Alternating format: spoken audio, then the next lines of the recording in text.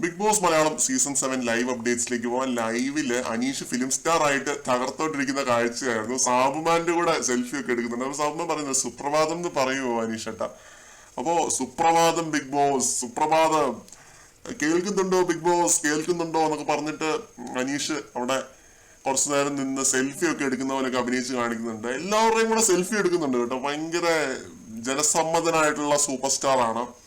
അപ്പോ ഇവരുടെ എല്ലാവരുടെയും അഭിനയം നല്ല ഓവർ ആയിരുന്നു നമ്മൾ ഓൾറെഡി പറഞ്ഞല്ലോ.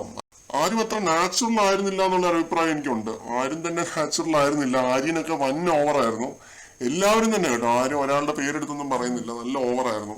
പിന്നെ ഇതിൽ തന്നെ അനുമോളും നൂറയും ഒരു ചെറിയൊരു ഗെയിം കളിക്കുന്നുണ്ട്. അവര് അനീഷേട്ട പാട്ട് പാടുവോ എന്നൊക്കെ പറഞ്ഞു. അനീഷേട്ട എന്ന് പറഞ്ഞില്ല, പാട്ട് പാടുവോ എന്ന് ചോദിച്ചു.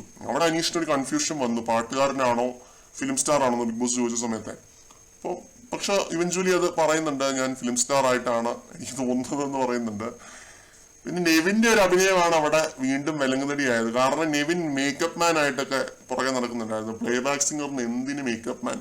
അപ്പോ അനുമോളും നൂറയും നെവിനും തമ്മിലൊരു കോർഡിനേഷൻ ഇല്ലാത്ത പോലെ തോന്നി. പെട്ടെന്ന് പിടികൊടുക്കാൻ പാടില്ല എന്ന് ബിഗ് ബോസും പറഞ്ഞു. ഇനി അനുമോളുടെ ടാസ്ക് ആണ് നടക്കാൻ പോകുന്നത്. അനുമോൾ പെട്ടെന്ന് തൂക്കുമോ എന്നുള്ളത് കണ്ടറിയാം. കൂടുതൽ അപ്ഡേറ്റ്സുമായിട്ട് വീണ്ടും കാണാം.